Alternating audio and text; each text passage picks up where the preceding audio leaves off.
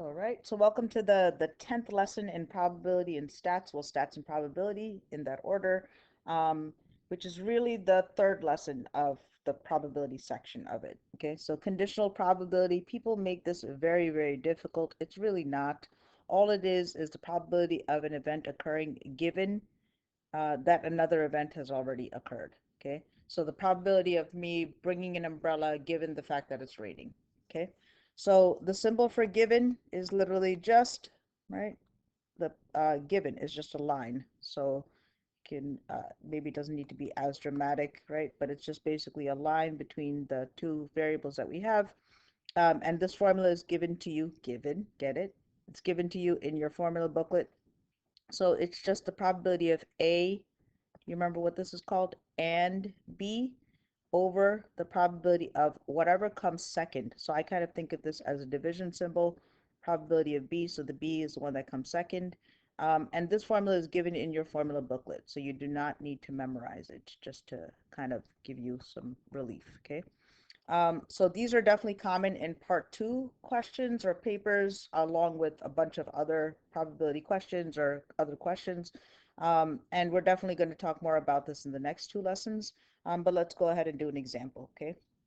So 70% of my friends like chocolate ice cream. So the probability of chocolate is going to be 70%, which is 0.70, okay? Or zero point 0.7, either way you want to put it. 35% of my friends like chocolate and vanilla. So the probability of chocolate and vanilla is equal to 35%, which is 0.35. Then it says, what is the probability of choosing a friend who likes vanilla? So the probability of choosing a friend who likes vanilla, given that they also like chocolate. Okay? So now let's go back and do our formula. So the probability of chocolate and vanilla divided by whatever is the second one, right? Which is the probability of chocolate. So the probability of chocolate, and they have to give you these two, which they will. It might be that you found some answer in a previous part, but now we're going to go ahead and apply it, okay? So the probability of chocolate and vanilla is right here, which is 0.35 divided by the probability of just the second one, which is chocolate, so 0.7.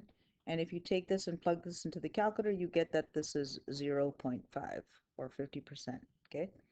All right, that's basically it. So this has a couple of problems, and then I'm going to ask you to go ahead and try these, the independent skill practice.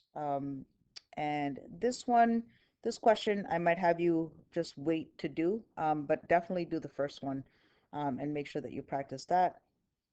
This is similar to what we did in the previous lesson with the tree diagrams. So I'm going to ask you to go ahead and try that one as well. And then just how successful were you with this? All right, that's today's lesson. Not bad, not as complicated as some people make it seem. All right.